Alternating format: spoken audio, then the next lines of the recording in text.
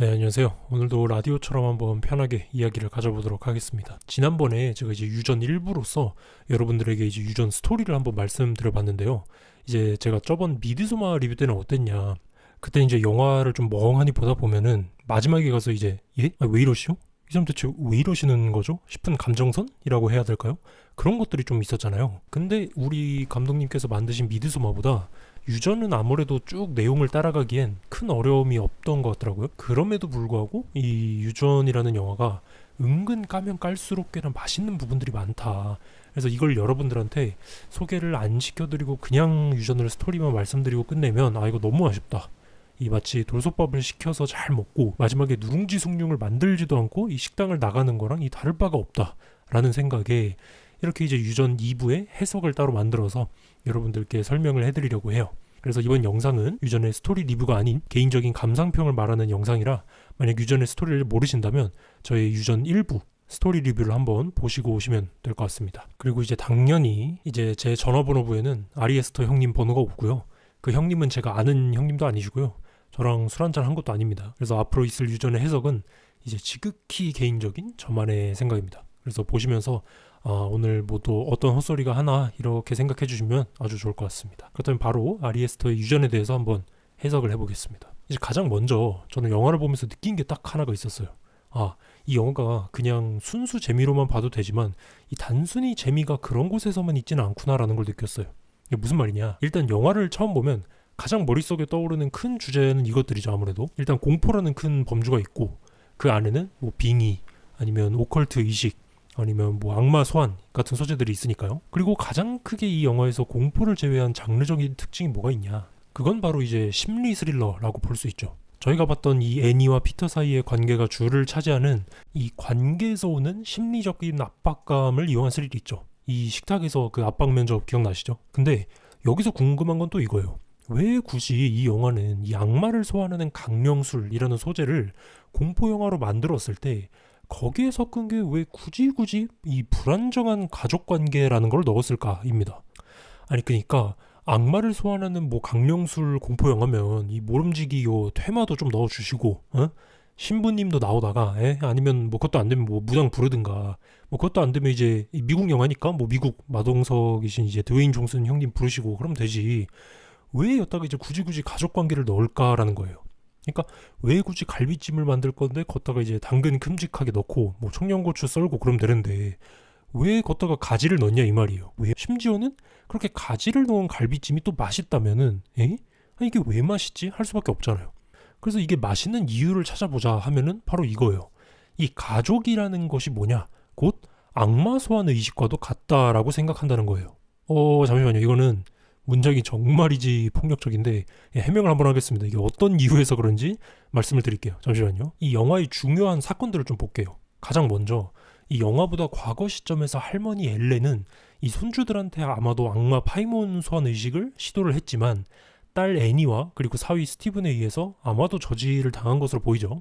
물론 이제 애니랑 스티븐은 그냥 할머니가 뭐 노박 난 줄만 알았었겠죠. 그리고 말년에 할머니 엘렌이 이렇게 돌아가시면서 영화가 시작을 하고 가족들은 그렇게 크게 슬퍼하는 모습을 보이지가 않아요. 그리고 애니는 이 몽유병으로 인해서 아들 피터와 약간 사이가 소원해지고 그리고 파티날의 일에 의해서 이 가족의 막내 찰리가 죽게 됩니다.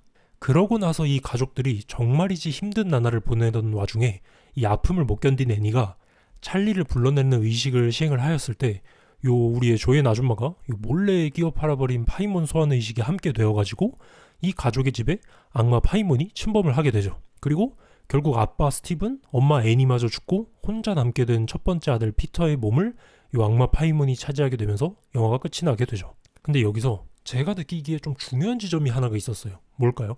이 첫째 아들 피터의 입장에서 한번 생각을 해보면 어떻냐면 이 피터는 자기가 태어났을 때는 무슨 일이 있었냐. 할머니가 엄마의 임신을 강요해서 자기가 태어나게 된 거였어요. 그리고 엄마는 나를 과거에 유산을 하려고 시도를 했었고 또 영화 시점에 와서는 또 어떨까? 이 엄마가 며칠 자꾸 어디 누굴 만나러 막 나가더니 뭐 또 이상한 걸 배워서는 의식 같은 걸 해서 이 악마가 우리 집에 찾아왔어요. 그리고 나서 나는 몸을 뺏겨버리고 맙니다. 그래서 피터의 입장에서 생각을 해볼 때 이 영화에서 나오는 뭐 온갖 나쁜 일들이 이 지 때문에 일어난 게 있나요? 없죠. 심지어 파티에 찰리를 데려가서 죽게 만든 것도 사실 피터는 데려가고 싶지 않아 했던 거죠. 왜냐면 엄마가 같이 가라고 억지로 보내니까 찰리도 온 거지. 또 이번엔 여기를 한번 봐볼게요. 이 영화에서 이 피터가 학교에서 수업을 듣고 있어요. 근데 뭐 이따 보약하자고 이제 문자하면서 수업을 집중 못하고 그러는데, 학교 선생님이랑 애들이 이제 수업하는 내용을 들어보자면 이래요. 이제 선생님이 말씀을 하시죠. 자, 그래, 우리가 보고 있는 이 영웅 이야기들의 규칙, 영웅은 언제나 자신의 결점에 의해 당한다라고 했을 때, 지금 보고 있는 이 헤라클레스 이야기에서 헤라클레스의 결점은 무엇일까라고 물어봅니다. 그 뭐 헤라클레스 내용 모르셔도 그냥 겁나 센 반신이죠, 뭐 그냥. 근데 그에 대한 대답으로 이 피터가 좋아하고 있던 우리의 쿨 미녀가 대답을 합니다.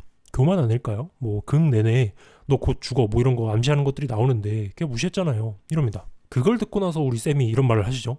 재밌는 의견이다. 근데 이걸 한번 생각을 해보자. 소포클레스, 그러니까 이 헤라클레스 연극을 쓴 작가입니다. 이 소포클레스는 헤라클레스가 절대 요 선택권이 없다는 것을 보여주기 위해서 이 연극을 좀 썼어. 만약에 헤라클레스가 선택권이 있었다면 이 이야기는 더 비극이 되었을까 아니면 덜 비극이 되었을까 라고 물어봅니다. 그러니까 이제 홍길동전을 쓰신 우리 허균 선생님이 홍길동이한테 야 길동아 너 첩의 자식 될래 아니면 정실 자식 될래 라고 이제 선택지를 몇 개 줬었다면, 그럼 이제 길동이 이야기가 덜 비극적이었을까 라고 이렇게 묻는 거죠. 그랬더니 이제 학생이 그에 대한 대답을 합니다. 아니죠, 그게 더 비극이죠. 왜냐, 선택지를 주든 말든 그게 결국 다 작가가 쓰는 필연적인 일이라면 등장인물들은 뭐 아무 희망도 없는 거잖아요. 그리고 희망이 없으면 기대도 없고 가망 없는 뭐 체스판의 말 같은 존재니까요. 이렇게 얘기를 합니다. 그러면서 이 칠판에는 무엇이 써 있느냐? 오늘의 수업 주제, 운명으로부터 도망친다는 것. 뭐 지식과 책임의 관계. 자, 운명으로부터 도망친다? 이거 누가 운명으로부터 도망치고 있다는 뜻일까요? 그렇죠, 맞아요. 이 헤라클레스 이야기처럼 제 생각엔 아마도 피터에 대한 걸 암시하는 것인 것 같아요. 이제 피터는 영화에서 단 한 번도 자신에게 있어서 선택권이 주어지지가 않죠. 뭐 할머니 의식, 아니면은 어머니 유산시도, 어머니가 갖고 온 강령 의식, 뭐 파이몬 신도들에 의해서 벌어지는 뭐 악마 강림 이런 것까지, 심지어 찰리를 파티에 데려간 것도 이제 엄마가 시킨 거였으니까. 이 혹여 피터에게 선택지가 있었더라도, 주체적으로 뭔가를 하였더라도 이 피터의 이야기는 필연적으로 비극으로 가게 될 수밖에 없다라는 뜻인 거죠. 이 파이몬이 피터의 몸을 차지하게 된다는 운명은 결국 일어날 일인 거예요. 따라서 이 수업의 주제인 운명으로부터 도망친다라는 것은 결국 무슨 말이냐, 이 영화에서 도망친다라는 것은 부질없고 희망이 없다, 마치 체스판의 말처럼 무기력할 뿐이다라는 거죠. 그런데 이 영화에서 이렇게 필연적으로 일어날 수밖에 없는 것이라는 소재는 방금 말한 악마 소환 의식 말고 하나가 더 있어요. 그게 뭘까? 맞습니다. 그게 바로 이 가족이라는 것이에요. 그러니까 영화 제목이 왜 유전인지도 여기서 알 수 있죠. 가족이라는 것은 무엇이냐? 이 저희가 정할 수가 없다는 거죠. 피터의 입장에서 나의 할머니, 나의 어머니, 나의 아버지, 나의 동생, 뭐 모든 것이 이제 필연적이고 선택의 여지가 없어요. 그래서 이 가족이라는 관계는 요 피터라는 놈한테는 선택지가 없는 유전이고, 내가 도망쳐도 거스를 수 없는 운명과도 같다는 거죠. 그래서 영화에서 자꾸만 이 영화에서 말도 안 되는 저 풀샷을 잡으면서 자꾸 이 영화 등장인물들은 무슨 인형집 안에 있는 인형들처럼 만들어버리는 이유가 또 있어요. 이 사람들이 무기력하고 무력하고 결국 벌어질 위에 놓여있는 것 뿐이다 라고 강조를 하는 거죠. 이 오프닝에서도 천천히 들어가는 요 미니어처 안의 모습과 마지막 엔딩에서 이렇게 넓게 잡는 요 오두막 안의 모습도 그것도 똑같습니다. 자, 그렇게 해서 이 악마의식과 가족이라는 소재에 대해서 좀 이야기를 해봤는데, 이제는 좀 자세하게 들어가 볼게요. 영화에 이상한 지점이 하나가 또 있어요. 등장인물들이 죽을 때 한 가지 방법이 있다는 거죠. 그게 뭐냐? 바로 머리가 잘린다는 거죠. 외할머니 엘렌도, 그리고 엄마인 애니도, 딸인 찰리도 전부 이제 마지막 엔딩 시점에 와서는 목이 잘린 상태로 그냥 죽어 있어요. 유일하게 목이 잘리지 않은 거는 남편 스티븐 뿐이죠. 그래서 아마 스티븐은 뭐 불에 타서 죽은 상태로 있고 따로 목이 잘린 모습이 보이지가 않아요. 아마 아빠는 이제 이 외할머니 가게에서 보면은 다른 집안 사람이기 때문에 아무래도 그런 거겠죠. 그래서 이 머리가 무엇을 의미할까 생각을 해보면서 저는 이 영화에서 가장 처음 잘린 머리가 나오는 게 누굴까라는 생각을 해봤어요. 그랬더니 학교에서 한 소리 듣던 요 찰리가 창문에 박아버린 요 비둘기의 머리를 가위로 싹둑 잘라서 가져가는 게 이게 처음이죠. 그리고 영화에서 이제 아빠 스티븐이 찰리가 죽고 나서 생전 그렸던 이 그림을 한번 보게 되는데, 거기에 비둘기 그림이 그려져 있잖아요. 근데 여기 비둘기의 머리만 그려진 게 아니에요. 그 위에 뭐가 씌워져 있냐? 왕관이 씌워진 상태예요. 왕관. 왕관이면은 그쵸, 파이몬이죠. 그리고 마지막에 보면 잘려진 찰리의 머리가 파이몬 목상에 얹어져 있고 왕관이 또 씌워져 있어요. 그리고 마지막에 그 왕관은 결국 피터에게로 다시 도착을 합니다. 그럼 정리하면 이렇게 되는 거예요. 비둘기가 쓰고 있던 요 왕관에서부터 찰리로 이동하고, 그리고 찰리에서부터 피터로 왕관이 이동을 해요. 머리도 똑같아요. 이 왕관이 자기가 씌워져야 할 머리를 찾듯이 또 잘려버린 머리는 붙어 있어야 될 몸을 찾죠. 그래서 이렇게 전해진 파이몬은 마지막에 피터에게 도착함으로써 이제 완벽하게 악마 파이몬이 등장을 하는 거예요. 근데 여기서 궁금한 게 이거예요.